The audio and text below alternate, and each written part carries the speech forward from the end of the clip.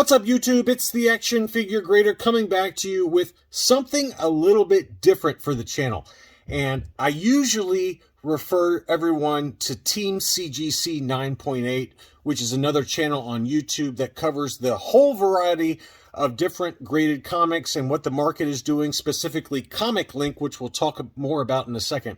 But he seems to be on hiatus these days, and he's not producing much in the way of videos. And there are a very select, fervent fan base of you that watch my channel that collect graded comics. And it's not only Star Wars comics. Although I do have a few in here that I'm going to cover that are Star Wars comics. The vast majority of them are not. And these are all CGC 9.8s that sold in the April auction over at ComicLink.com. If you've never bought on ComicLink, you want to check it out. It's a really great website. I've bought a number of key books, Star Wars or otherwise, from them. And they run monthly auctions, and there are lots of really good deals on there. Sometimes not such a good deal, as we'll talk more about in a second. But in general, I've been very happy buying from ComicLink. They do a great job with packing and shipping.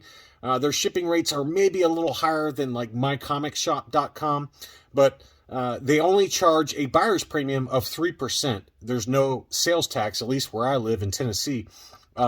And in general, with the comic book market down, you can find some really nice deals on there. Whether you collect 9.8 grades like I do, or any other grade, they have lots of really great books every single month. And it's so hard to narrow it down as to what I'm going to bid on. So I want to show you some of the different books that I was tracking in the April auction. They currently have another batch going right now, and every single month they've got something coming up. And the great thing about ComicLink is that you can go on their website, search for any book that you're looking for, and not only will it tell you what books are currently being auctioned off, but they also show you what's coming up in future auctions. So right now, it's April 21st. If I looked up like Star Wars 9.8, it'll show you all the books that are not only for auction right now, but coming in May. And if anybody has submitted some items for future auctions, June, July, August, they will show up already. And so it's one of those websites that you want to definitely log in and set up your account, because if you're a comic book collector, this is a really good resource for finding books away from eBay, avoiding the eBay sales taxes, and with a 3% buyer's premium, it's very reasonable. So let's take a look at some of the books I was tracking in the April auction. This is by no means inclusive. There were a ton of books. The first one is Batman Harley Quinn, no number. This is a one-shot.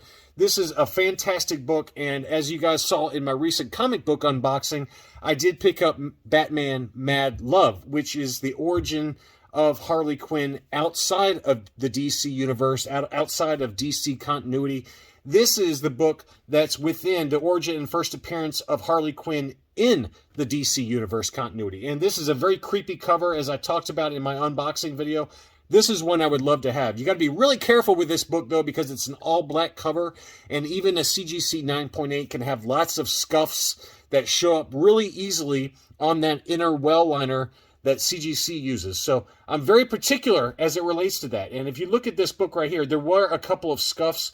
Make sure you zoom in really carefully on the books on ComicLink, because they don't tell you any defects, whether they're Newton rings, scuffs, or obvious kind of things that maybe CGC missed with spine ticks, things like that. But right in here, there was a really bad scuff, so I stayed away from it, but I wanted to see what it would sell for.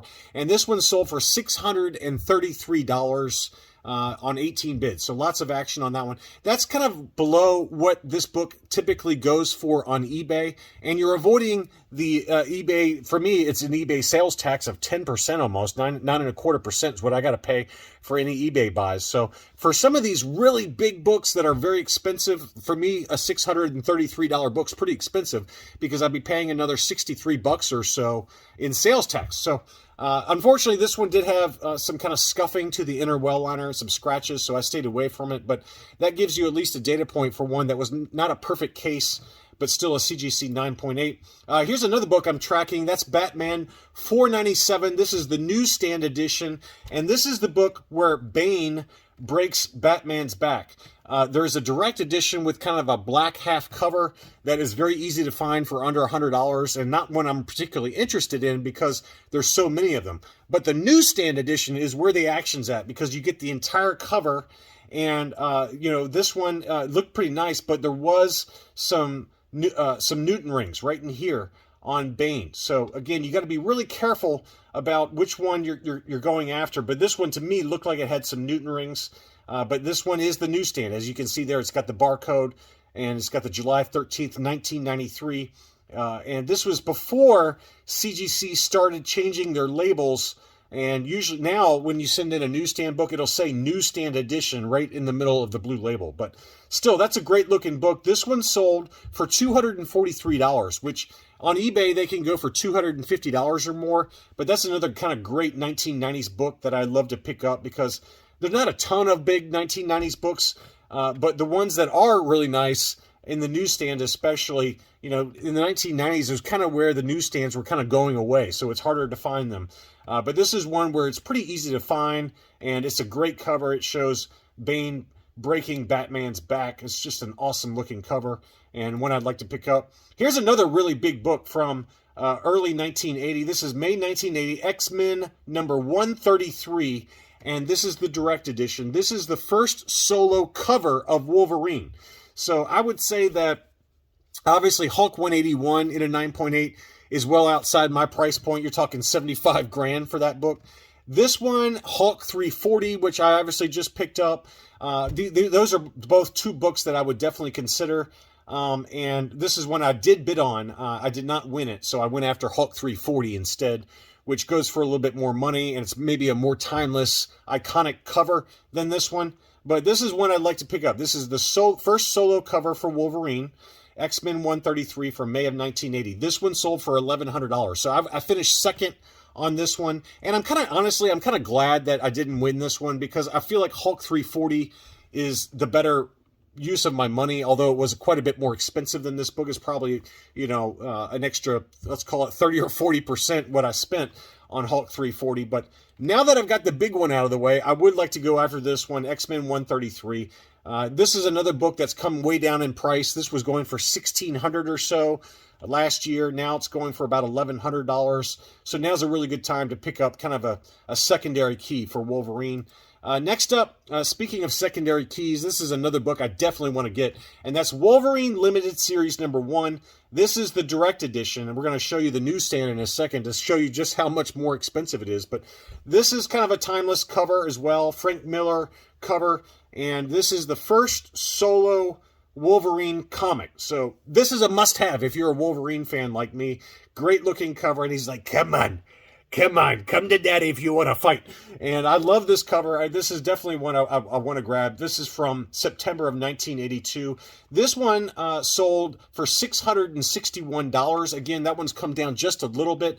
Although you can argue that this book may even come down further. There's a lot of Wolverine kind of hype right now because he's going to appear. Hugh Jackman has been confirmed, and he's come out and said, hey, I'm going to be in Deadpool number 3. So this book has got a little bit of momentum going. I would argue that maybe once the hype dies down from Deadpool number 3, that you might get this book closer to maybe $600. That's going to be kind of my target price range for this book. Now, here was another one that did sell. This is another direct edition. This one sold for $650. So $661 to $650. That gives you a nice tight price range to aim for this book. And that's about what they go for on eBay. You might pay up as much as $700 plus sales tax on eBay. So this is definitely a good one to track on ComicLink because every single month almost they got one of these coming up. But the more desirable one is the newsstand edition. So here is the newsstand. You can see the barcode in the lower left-hand corner. This was another CGC 9.8. That one sold for a little bit more. That one sold for $1,110. So almost double. And that's kind of the rule of thumb, generally speaking, for some of these really big key books from the 1980s, is that the direct edition goes for X amount. And usually the newsstand, a rule of thumb, it's not always the case, but a rule of thumb is the newsstand for the same book, you're going to pay 2 times that. And this one sold for a little bit less than that. So obviously the comic book market is down. So maybe it's more like 1.6 times what the direct edition goes for these days. But That's another book I would love to have, but I will be just happy with the direct edition for Wolverine Limited Series #1. It's a great book, and to me, a $600 book is more than enough to spend. $11.10, that's a lot of money, but certainly very desirable to get the newsstand for that book. Next up is kind of an it's kind of like an off-the-wall choice, but this is another one I'd like to pick up. I love the cover on this. That's Voltron #1. From 1985. This is the first appearance of Voltron in comics. I had the full large-scale die-cast toy that I got. My brother and I got it as a gift for Christmas one year, and we played with that thing to death. We loved it, and we watched the cartoon, and, is Voltron ever going to do anything? Probably not, but this would be another book. This one and maybe G.I. Joe #1 are two books that I would love to have just to kind of fill out my childhood dreams. I'm repaying for my childhood dreams in 2023 prices by getting something like this, but I would love to have it. It's a beautiful book. That one sold for $358. Not a bad price there for a CGC 9.8 for Voltron #1. Now let's dig into maybe some more modern comics. We're going to mix it up a little bit. This is Ultimate Fallout #4, the first print. This is the first appearance of Miles Morales in comics from 2011. I have the second print, but I don't have the first print. The first print does not show his face. The second print, it shows his full face on the cover there. So the second print is probably like $300 now, $350, maybe $400 at the upper end. But the first print is very, very pricey. This one sold for $1,700. It's a lot of money, but you got to remember that this book got up towards $3,500 or so. It might have even gotten close to $4,000 during the height of the comic book market, but now you can pick it up for about $1,700. This one sold again for $1,700. This one sold for $1,800. So I did put a bid in on it because I would like to have it, but there are a lot of these on the census, and that's a lot of money to spend on a modern book, admittedly. But it is the first appearance of Miles Morales in comics, and I think Miles has got a very bright future. Is he ever going to be Peter Parker? Probably not, but I do love Miles Morales books. I think that he's got a really bright future. He's just one of those modern characters that will always be very popular, in my opinion. And in terms of modern grails, this is probably one of the biggest. Ultimate Fallout #4 in the first print. So between $1,700 and $1,800 is where it's been going for. I've seen as high as $1,900 on eBay. The second print, Sarah Pichelli variant. I don't have this cover. I've got the standard cover A, but this is another nice cover. You got to watch out for this one because this one can get Newton rings really easily. Has been my experience by looking at them on eBay. And this one's fairly inexpensive. This one sold for $161, so it's a little bit more budget friendly. If you're looking for a 9.8 for his first appearance comic, look at the Pichelli variant for the second print for Ultimate Fallout 4. I don't have that one, but that's one I wouldn't mind adding as well. Next up, going back to maybe some of the 1980s books, this is another book I think is a good buy right now, and that's Teenage Mutant Ninja Turtles Adventures #1. This is the first comic book appearance of Krang, Bebop, and Rocksteady, so three of the big enemies in the TMNT universe. Great looking cover there with Splinter and April O'Neil and the Turtles. I love this cover. There's also a newsstand. There's also a Canadian price variant. Those are a little bit more expensive. This is just the direct edition. This one sold for $383. That's a bargain, in my opinion. I think that this is a really good time to buy this book, and it's kind of like another alternative versus buying the first appearance of the Turtles, which can go for, $3,000 or more. So I think that you should look at Teenage Mutant Ninja Turtles Adventures #1 to get the first appearance of three main villains, and you get a great cover by Kevin Eastman. So I love that cover there. And Kevin Eastman and Peter Laird did that covers. And that's the direct edition, $383. The newsstand will set you back probably $650 or so. The Canadian price variant will be even higher. So those are very, very tough to find relative to the direct edition. Next up, a Star Wars book. This is, I think, the only Star Wars book I've got in this video, and that's Star Wars Jedi Mace Windu, the one-shot. That's the first appearance of Asajj Ventress in comics. It's got a great close-up of Samuel L. Jackson and a book that I've covered at length. This one sold for $311. I've seen this one sell for as cheap as $260 on eBay. So, that gives you a nice tight range if you're looking for a secondary key from the Dark Horse years of comics. This is another book I look at. I don't know what it is, but this book has come way down, and that's Punisher Limited Series #1 in a CGC 9.8. This one sold for $659. This is the direct edition. This one was usually hovering between $800 and $900 for the longest time. I thought whoever got this one got a really great deal, though. And this is the first solo series comic for the Punisher. So this is the first one, and just a great looking cover. $659. That's way down from some of the highs we've seen. Next up, I talked about this book. This is a book I recently added to my collection. And during the unboxing for this book, which is Marvel Comics Presents number 79, I mentioned that I picked up mine on my comic shop for $350. Now, mine did have an underwrap on the cover. This one was a little bit of an overwrap, so you can see how the back cover on the left-hand side along the spine is a little bit overwrapped. So it's the exact opposite of what the issue was with my copy. Now, this one sold for $658. $658 on 15 bids. So whoever, there must have been a bidding war. And it's not like $658 happened right at the end of the auction. This happened like 10 days or so before the auction ended. It got up to $658. So I feel like my $350 buy on mycomicshop.com for the exact same book in the exact same grade is an absolute bargain now. It's a great cover. This is the Barry Windsor Smith cover, and it kind of talks about Wolverine's origin as he was Weapon X in the lab and all that. It's a great timeless cover. The original art, as I showed you in an insert in my unboxing video, the original art for this cover sold for $320,000. So clearly collectors love this cover, but I would not spend $658. I feel like mine was a bargain, but $658 seems a little high, but you got to remember there's only 70 of these in a 9.8. So when they come up for sale, they're usually very, very pricey. And I just feel like I got an absolute steal relative to what this one sold for. Next up is another 1990s key issue that I would love to add. I think this is one of the best 1990s books you can buy. And this is from March of 1990.